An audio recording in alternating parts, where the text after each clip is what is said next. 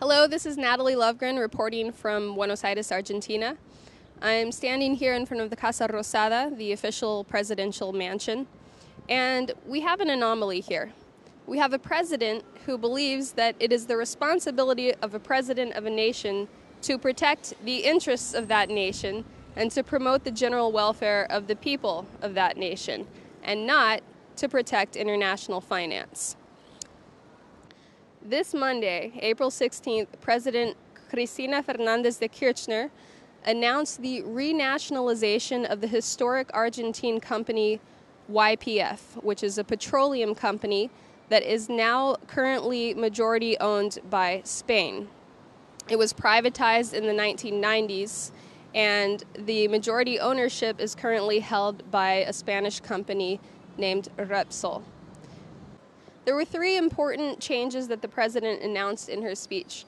Number one, that this is not a state takeover. This is not a communist move. This is not a Cuban nationalization of oil. Quiero mencionar que no estamos ante un hecho inédito. En realidad, en América Latina somos el único país, reitero, que no maneja, y el modelo además que hemos elegido no es un modelo de estatización, que quede claro. Es un modelo de recuperación de la soberanía y del control de un instrumento fundamental porque seguimos conservando. What this is Argentina protecting their strategic resources. Therefore, 51% of the company will be run by the state. The other 49% of the company will be a mixture of foreign and domestic private companies. The company that currently owns 56%, the Spanish Repsol, will take the biggest hit, and their share will be reduced to 5%. Secondly, instead of merely the oil-producing provinces receiving benefits from oil production, the oil, which is owned by the nation, will benefit the entirety of the nation, and therefore each province will receive an equal share of the product. And thirdly, the infrastructure minister and the vice economics minister were put in charge of monitoring the petroleum production and regulating the financial aspect. That is, to make sure that there's no more financial speculation. Now, the president made it very clear that we have to destroy the idea that state-directed companies are inefficient. We can show you all sorts of cases where the opposite is true. The principle is that businesses who provide some service or product that is essential for the well-being of the citizens, such as energy, transportation, water, etc., those services must be subject to direction or very strict regulation by the state, whose responsibility is to protect the general welfare. So why did this nationalization come about now?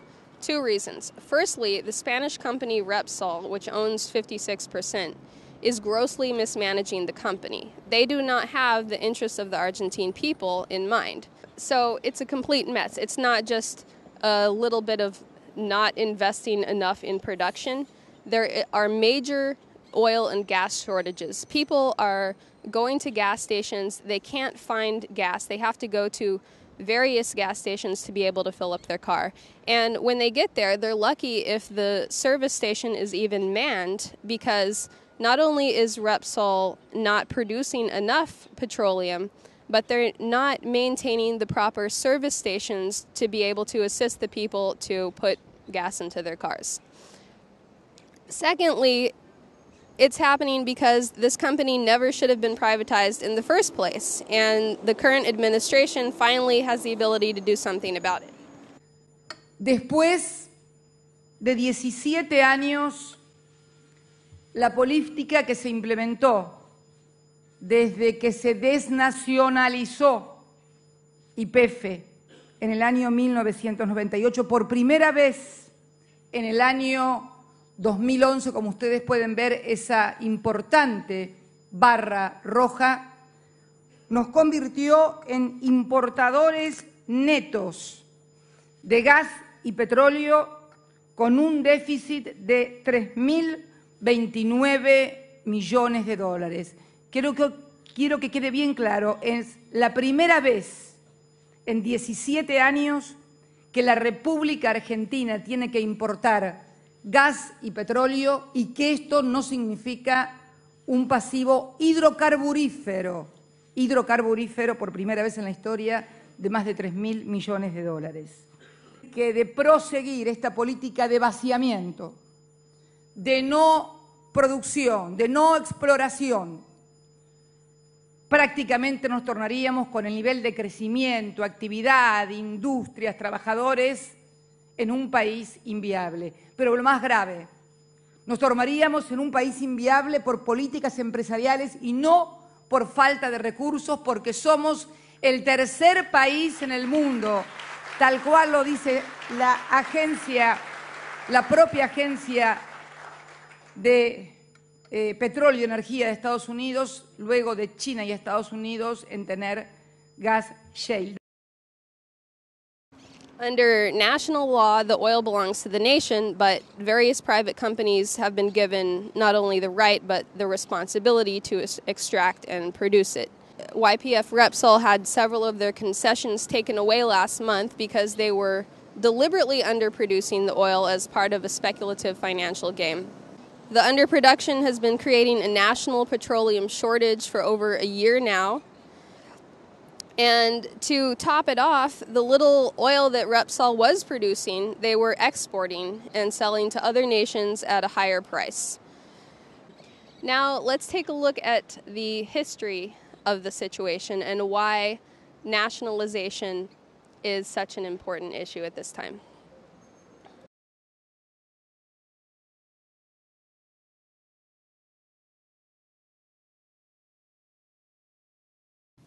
The Argentine general Enrique Mosconi was the first in the country to truly realize the strategic importance of national sovereignty over energy resources.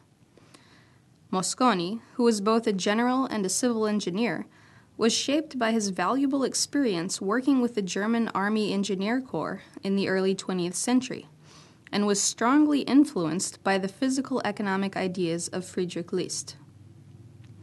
The successful manifestation of List's ideas in Germany inspired Mosconi to adopt a commitment to fighting for the development of a national economy in which infrastructure would play a fundamental role. After further work in Germany with railway and telegraph specialists, Mosconi returned to Argentina as the chief of the engineering regiment in 1915. His defining moment would come when, as director of the Aeronautics Division of the Army, he was in charge of coordinating military exercises for an annual aeronautics celebration. The West Indian Oil Company, which was to provide fuel for the airplanes in the show, denied that provision to the Argentine Army, and the celebration was prevented from occurring. This caused Mosconi to realize the vulnerability of the nation in depending on foreign sources for something as vital as fuel.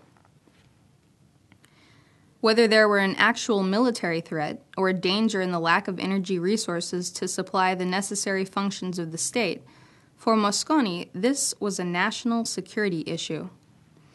He made a personal commitment to address this problem and began an organizing process which led to the congressional approval and establishment in 1922 of the first state-directed petroleum company in the world, YPF, or Fiscal Petroleum Deposits.